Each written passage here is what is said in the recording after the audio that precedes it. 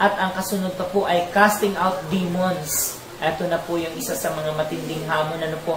Palayasin ang demonyo instead na tayo ang pinapalayas ng demonyo. Kanya po mga kapatid na Kristiyano, mga mananampalatayang Kristiyano, Kristohanon, dugay ng mga Kristohanon, dapat po nating tandaan tayo po ay hindi lamang po tinawag upang sumampalataya, hindi lamang po tayo tinawag upang maligtas, hindi lamang po tayo tinawag upang tayo po ay magtiis ng mga hirap, kundi tayo rin po tinawag ng Panginoon upang mapagpala at maging daluyan ng himala ng pagpapagaling ng Diyos sa mga may sakit, maging sa mga terminal disease, sa patay na kung maaari po ay maipanalangin natin bago maimbalsa mo, bago matanggalan ng bitukay, ipanalangin muna natin upang ito ay buhayin ng Diyos. Ano po? At magpalayas ang mga demonyo.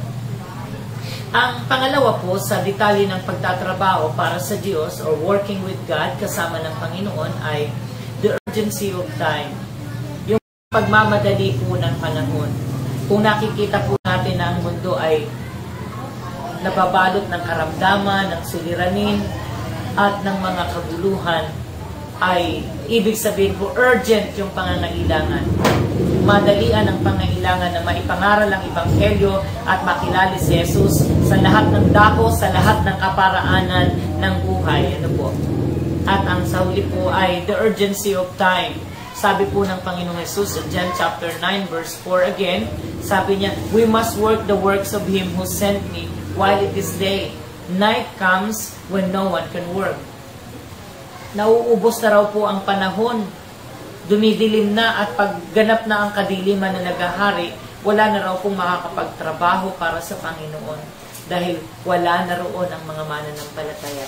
Kanya po kung kayo po'y nakikinig sa akin, mga manggagawang Kristiyano at mananampalatayang Kristiyano, mga tagapakinig, simpleng tagapakinig lamang, malapit na po ang pagbabalik ng Panginoon at pagganap na po ang paghahari ng kadiliman sa mundong ito, wala nang makakapagpatutuo patungkol sa Panginoon. Samantalahin po natin, ngayon pa lang pangaralan natin ang Ebanghelyo, magpagaling na po tayo ng mga may sakit, magbuhay ng patay, magpalayas ng demonyo, sapagkat ito po ang hamon, the urgency of me.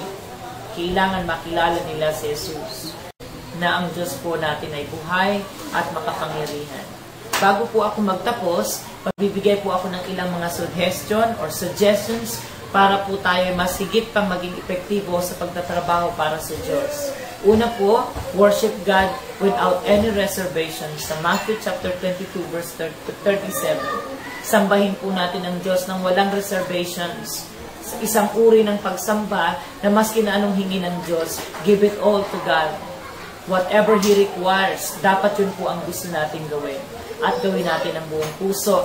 Maski na sino po ang humadlang, do it for God, whatever it costs. At ang pangalawa pong suggestions ay obey God subserviently under your leader or your leader. Sa Hebrew 13:17.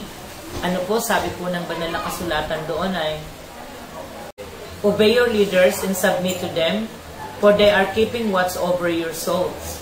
As men who will have to give an account, let them do this joyfully and do not sadly, for that would be of no advantage to you. Kung kayo po ay may mga problema sa inyong spiritual leader, sa inyong pastor, sa inyong tagapanguna, ayusin po natin upang tayo po maging epektibong daluyan ng kapangyarihan ng Diyos. Mahirap po na mapagpala kapag mayroon kang hindi ayos na relasyon sa iyong leaders. Madalas mo siyang sinusuway o madalas mo siyang pagtalikod ay binibigyan ng hindi magandang kwento, aba, yun po ay nakakasagabal sa iyong paglago at hindi ka po napagpapala. Kanya sabi natin, obey God subserviently under your leader. Sa ilalim ng pamamahala ng iyong leader, ay ikaw po ay matutong sumunod nang walang complain, walang pag-angal, o sabi natin ay hindi nagre-reklamo. Ano po? Ang pangatlo pong suggestions para po tayo maging epektibo, daluyan na magtrabaho epektibo kasama ng Panginoon, rebuild your personal devotions. Sa iba naman sabi ay hindi devotion, rebuild your personal altar with God. Sa iba naman sinasabi nila, rebuild your personal temple with God.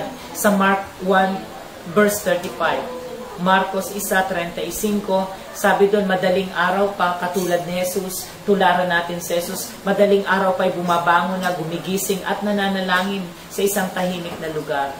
Ano po, wala naman po siguro, kayo po dyan sa inyong mga kinaroroonan sa Mindanao ay marami pang tahimik na lugar, ay pwede po tayong bumangon, lumabas ng bahay, pumunta sa garden at manalangin at katagpuin ng Diyos sa hardin ng panalangin. Ano nga po. Pero mahalaga po na tayo po'y nananalangin ng madaling araw o special time, specific time na tahimik kayo at ang Diyos lamang ang kausap nyo. Rebuild your personal devotion or your altar to empower your life. Ano po? At ang pang-apat na suggestion ko po ay know the enemy's attacks against you. 1 John chapter 4 verse 1, test every spirit, whether it is, sabi dito, whether they are of God or from many false prophets have gone out into the world. Subukin daw po natin, testing muna natin, hindi ko mo nagsasabing, thus saith the Lord, ay oo na lang tayo, amen na lang tayo ng amen. Abay, sinasabi na pala ng tao na yan, ako ang anak ng Diyos, ako na ang Diyos na nagkatawang tao ay nasa akin na.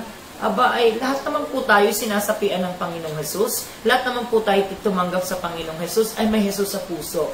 Pero yung sabihin po natin tayo na po yung the only Son of God, ano po, ay check po natin yung ating mga pinakikinggan, hindi po lahat ng ating naririnig na may gumagamit ng Biblia ay tama. Hindi lahat ng nagsasabing ako'y lingkod ng Diyos ay yun po ay galing sa Panginoon. Ano? Kanya mahalaga po itong sinasabi ni Apostol Juan, test every spirit. Sabi, beloved, do not believe every spirits, but test the spirits to see whether they are of God.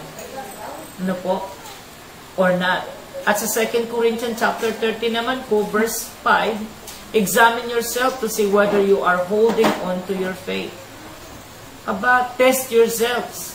Hindi lamang po yung dumarating galing sa labas ng mga doctrines, mga propaganda ng mga ibang grupo, pati raw po pala yung ating sarili, i-examine natin. Baka wala na tayo sa pananampalataya.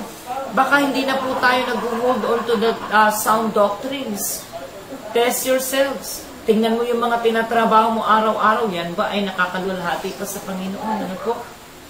Mahalaga po yan. Know the attacks of the enemies against you. Baka naman po may atake na ang demonyo sa outside, inside, and backward ay merong atake ang demonyo. Kailangan po mulat ang ating kamalayan dyan. At para po magawa natin, examine ourselves. Huwag lang po tayong amen ng amen. Ano po? At panghuli ay ganito po. Sanctify your walk daily. Romans chapter 12 verse 1. I appeal to you, brothers, therefore, by the mercies of God, to present your bodies as a living sacrifice, holy and acceptable to God, which is your spiritual worship. Na po, mahalaga po iyon. Na yun daw pong ating katawan ay living sacrifice natin sa Diyos. Offer natin ito sa Panginoon. So, sanctify your walk daily with God. Aba, Kristohanon ka nga, pero ang dami mo pa ring sideline. Ano po, bato-bato sa langit. Ay baka po mamaya matanda ka ng Kristiyano, pareha lagi gihapon. Kanya pala way pag-uswag ang kinabuhi. Ay, pareha lagi gihapon. Kanya sinasabi naman ng iba, buang gigihapon. Walang katinuan sa tinatrabaho. Ano po?